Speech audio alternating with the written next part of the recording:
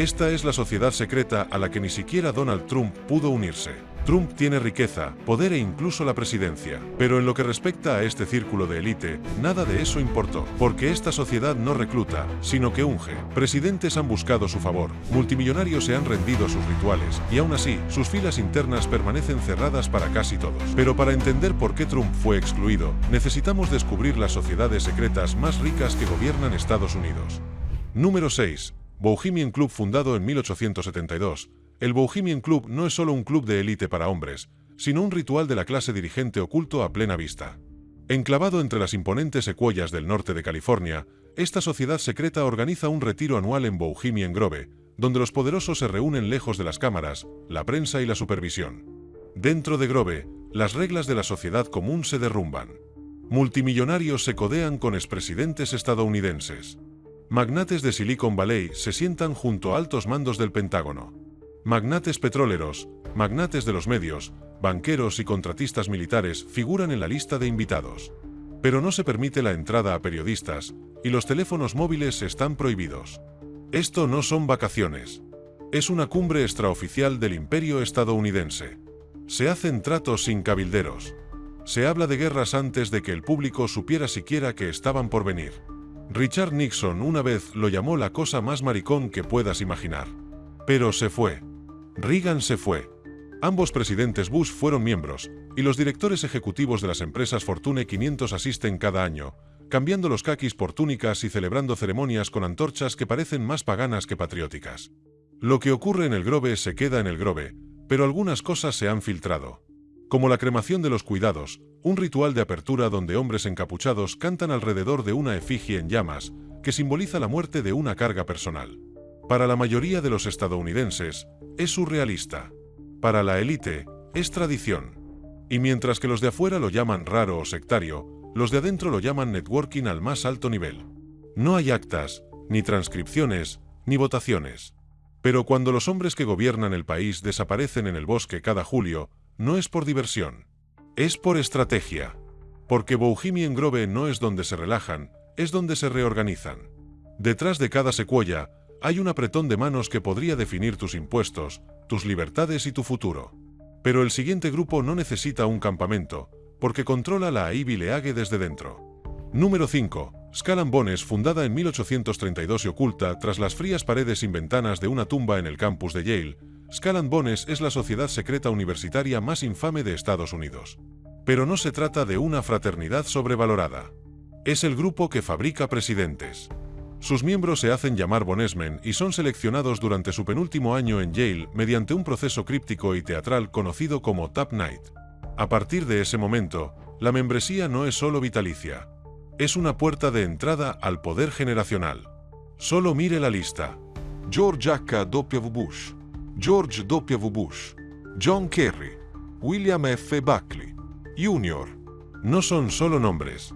Su política nacional, su mando militar y su narrativa mediática se presentan enfundados en trajes a medida.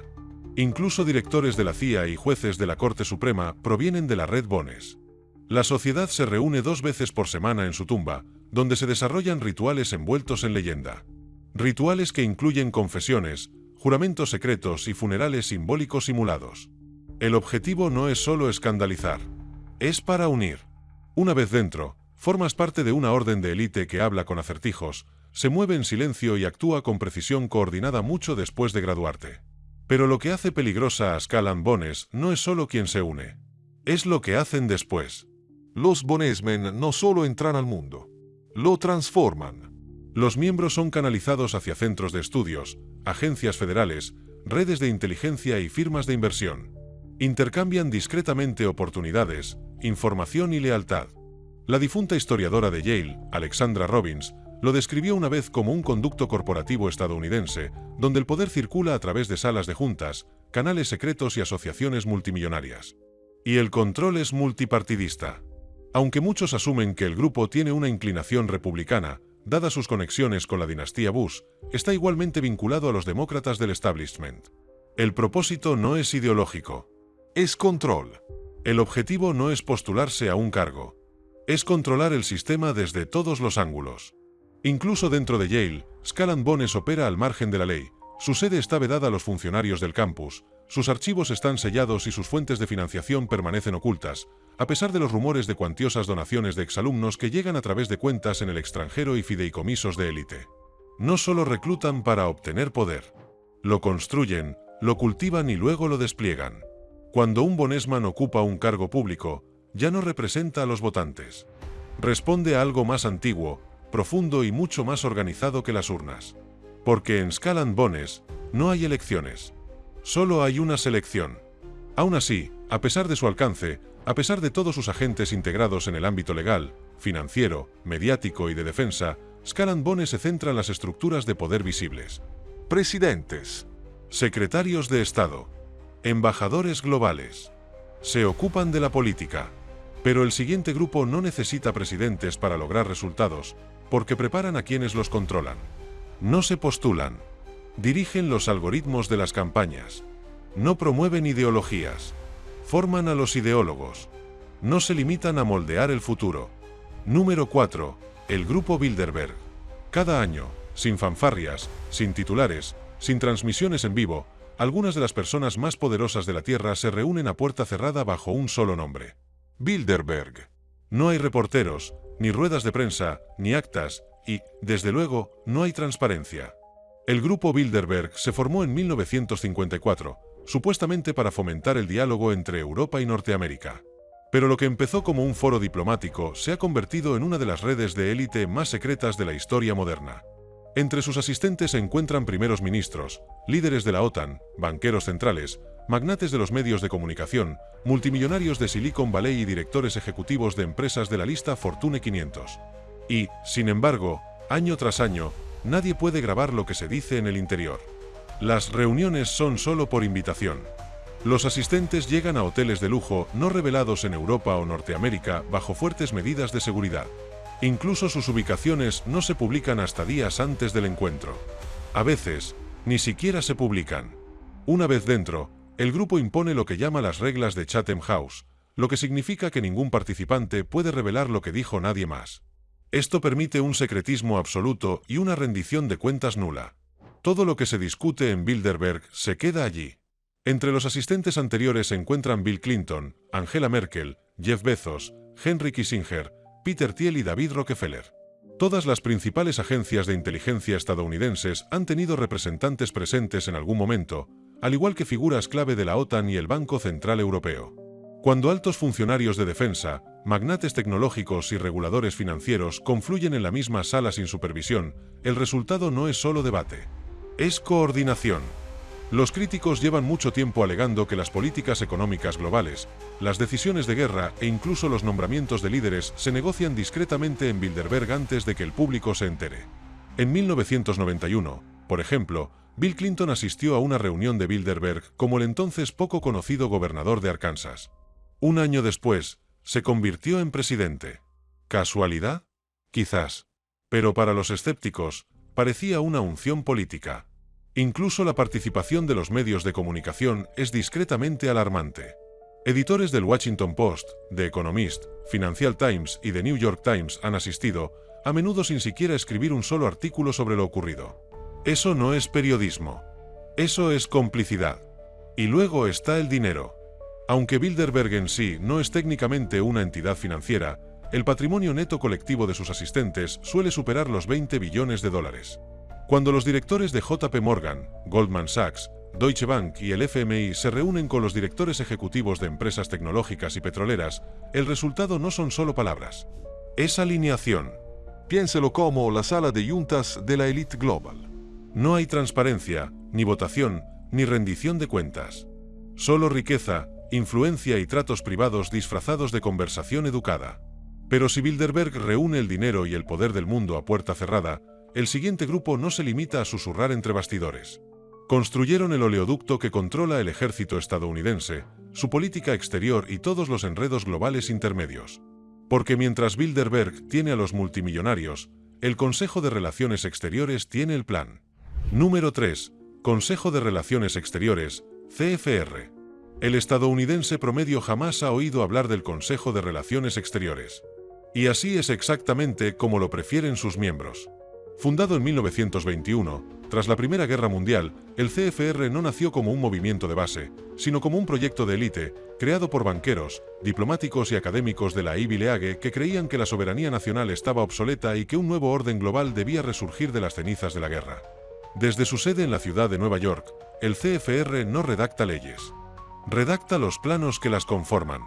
No envía tropas al extranjero.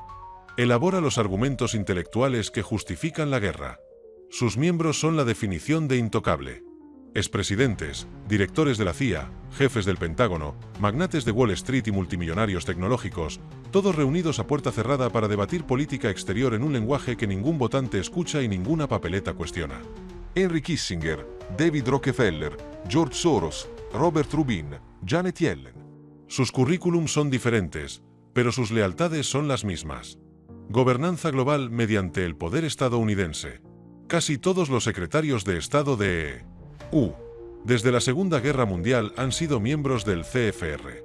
Muchos directores de la CIA han pasado por sus filas. Sus exalumnos crearon el Plan Marshall. Ellos moldearon la OTAN. Aconsejaron la formación de las Naciones Unidas. Justificaron la guerra de Vietnam. Y vendieron la guerra en Irak. Cuando se escucha a un político decir que la comunidad internacional debe actuar, lo que realmente se escucha es la influencia del CFR. Su influencia en los temas de debate, elaborados mucho antes de una sola conferencia de prensa. Su revista trimestral, Foreign Affairs, no está escrita para el público. Es un dispositivo de señalización, una guía codificada para la clase dominante, revestida de un refinado estilo académico. Y cuando una nueva idea aparece en sus páginas, como la intervención humanitaria o el orden basado en normas, puedes estar seguro de que ya se está desarrollando en las salas de guerra del Pentágono y en las salas de juntas de Wall Street. Pero no se trata solo de influencia. Se trata de acceso. Las reuniones del CFR, sesiones privadas solo por invitación, reúnen a periodistas, generales y jefes de Estado extranjeros en una misma sala con la promesa de un diálogo extraoficial. Lo que comienza como un debate político suele terminar como una orquestación política. Los presidentes no asumen el cargo sin más. Pasan por el proceso de selección del CFR mucho antes de que el público los conozca. Y, sin embargo, el Consejo no tiene poder de gobierno formal. No tiene funcionarios electos. No rinde cuentas públicamente. Cientos de miembros de la élite se conectan en privado, transformando el mundo con un libro blanco a la vez. Es, en muchos sentidos, la encarnación moderna de una corte imperial. Solo que aquí, el imperio no es solo Estados Unidos. Es el orden financiarizado, militarizado y globalmente integrado que se extiende desde Washington hasta Bruselas y Davos. Sin embargo, hay un ámbito que ni siquiera el CFR domina, el mundo de la fe. Porque existe una sociedad, más antigua, más reservada y, en muchos sentidos, más perdurable, cuyos miembros operan dentro del Vaticano, dirigen hospitales privados y se arropan no solo con acero, sino con un poder centenario. Porque mientras el CFR moldea las naciones, el siguiente grupo deforma la propia creencia. La mayoría de la gente piensa en las naciones soberanas como lugares con fronteras, banderas e himnos nacionales. Número 2. Caballeros de Malta. Pero la Orden Militar Soberana de Malta, comúnmente conocida como los Caballeros de Malta, es diferente. Carece de territorio y de ejército permanente, y aún así mantiene relaciones diplomáticas con más de 100 países, emite sus propios pasaportes y mantiene estatus de observador en las Naciones Unidas. Técnicamente, se considera una entidad soberana según el derecho internacional. Pero en la práctica, es algo aún más poderoso, una red de inteligencia espiritual disfrazada de organización benéfica católica. Fundados hace casi 1000 años durante las Cruzadas, los Caballeros de Malta eran originalmente monjes guerreros. Caballeros católicos que juraron proteger a los peregrinos cristianos en Tierra Santa. Pero con el paso de los siglos, las espadas fueron reemplazadas por la influencia. La orden se transformó en una sociedad religiosa, militar y aristocrática con un objetivo común: preservar el poder tras el velo de la piedad. Hoy, los caballeros operan desde Roma, en un elegante palacio a pocas cuadras del Vaticano. Afirman centrarse en la labor humanitaria. Pero, entre bastidores, el verdadero motor es el estatus y el acceso. Ser miembro de los caballeros es solo por invitación y es uno de los mayores honores que un laico católico puede recibir.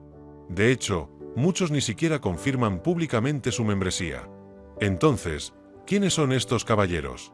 Entre ellos se encuentran altos oficiales militares, financieros multimillonarios, exdirectores de la CIA e incluso miembros de la realeza. Muchos tienen afiliaciones duales con la CIA, el Vaticano e instituciones bancarias de élite. El exdirector de la CIA, William Casey, era un caballero. También lo fue el veterano director del FBI, J. Edgar Hoover. El difunto cardenal Spellman, conocido como el católico más poderoso de la historia política estadounidense, utilizó a los caballeros como su cuerpo diplomático personal, ejerciendo influencia desde Washington hasta Saigón.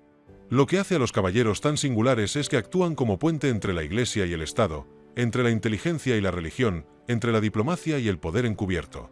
A menudo sirven como enlaces no oficiales durante crisis globales, moviéndose a lugares donde los diplomáticos tradicionales no pueden.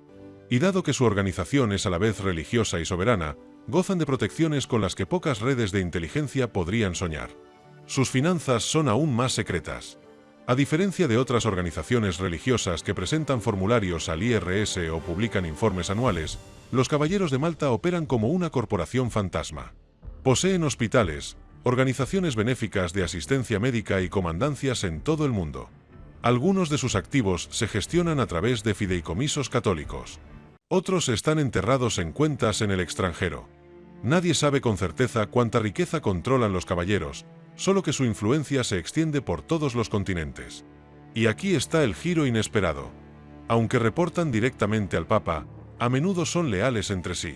La orden opera casi como una hermandad transnacional. Una vez dentro, lo eres de por vida. Y cuando un caballero le pide un favor a un senador, un director ejecutivo o un general, suele obtenerlo. Durante siglos, los Caballeros de Malta han definido zonas de guerra, tratados y políticas sanitarias globales sin que nadie emita un voto ni presente un informe. No necesitan elecciones ni opinión pública. Tienen rituales, jerarquías y un mando silencioso, y la mayoría de los estadounidenses desconocen su existencia. Pero a pesar de su alcance global, no tienen a Hollywood en el bolsillo como el grupo de al lado. Número 1. Masones. Antes de la fundación de los Estados Unidos, antes de la firma de la Constitución, antes de que George Washington prestara juramento, existían los masones. Esta no es solo la orden fraternal más antigua de la historia estadounidense, sino el modelo espiritual del país. Los masones remontan sus orígenes a los gremios medievales de canteros, pero para el siglo XVIII se habían transformado en algo mucho más poderoso. Una hermandad secreta de élites, intelectuales y revolucionarios. No solo construían catedrales, sino naciones. 14 presidentes estadounidenses fueron masones, entre ellos George Washington, Franklin D. Roosevelt, Harry Truman y Gerald Ford. Ciudades enteras ostentan sus símbolos. El gran sello de los Estados Unidos, la distribución de Washington D.C., incluso la pirámide y el ojo en el reverso del billete de dólar, todos se remontan a la iconografía masónica. ¿El compás y la escuadra? Es más que un simple símbolo, es una filosofía. Una religión arraigada en los ideales de la Ilustración, el secretismo y la creencia en el poder transformador del ritual. Pero a pesar de sus monumentos públicos y su huella histórica, los masones no publicitan su verdadero alcance. No lo necesitan. El verdadero poder de la orden masónica reside en su red invisible, logias en cada estado, capítulos en cada ciudad y millones de miembros en todo el mundo que operan con silenciosa lealtad mutua. Esta es una sociedad jerárquica. Los miembros ascienden por grados, prestando juramentos solemnes, y cada nivel les abre el acceso a un conocimiento más profundo y a círculos de confianza más estrechos.